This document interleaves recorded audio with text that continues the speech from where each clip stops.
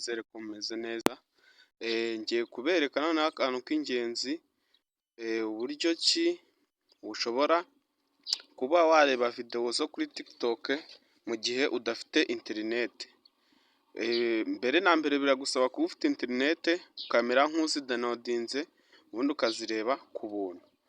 Rero nimba iyi videwo uri kuyirebera kuri YouTube, kanda subscribe, like, share na comment. Nimba uri kureba kuri TikTok n'ubundi follow, kande share ku gatima n'ahandi. Rero nizimbye mu magambo kaze mbereke uko bikorwa.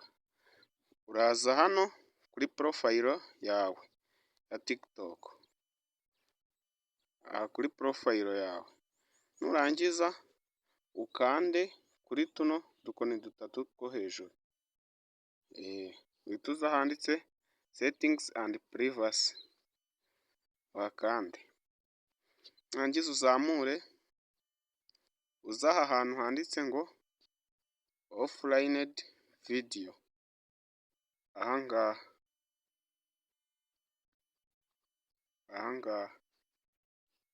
handitse offline video, ndakeka uri kuhabona. Nurangiza uhakande, birahita bakwereka videwo zose wagiye uhakinira, ariko weho icyo urahita ukora, urahita uza kuri aka kantu ko hejuru kameze nka settings, gakandeho. Nurangiza uhita uza ukande hano hari videwo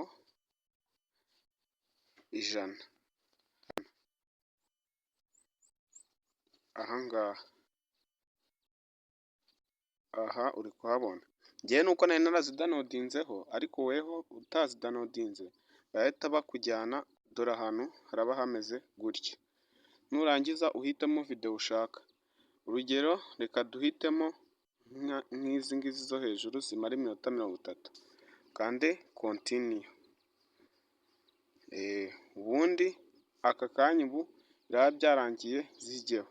Nurangiza uze ku buryo wanazireba udafite interineti, kugira ngo mbikwereke kamanze mfunge data, nze nzifunge, nindangiza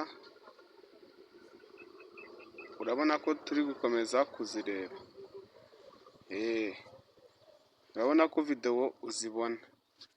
Rero byari ibyo ngibyo, kande follow nimba ari TikTok uriho, ubundi tujye tubana muri videwo zose.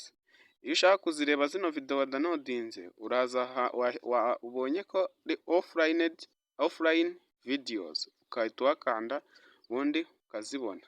So my people,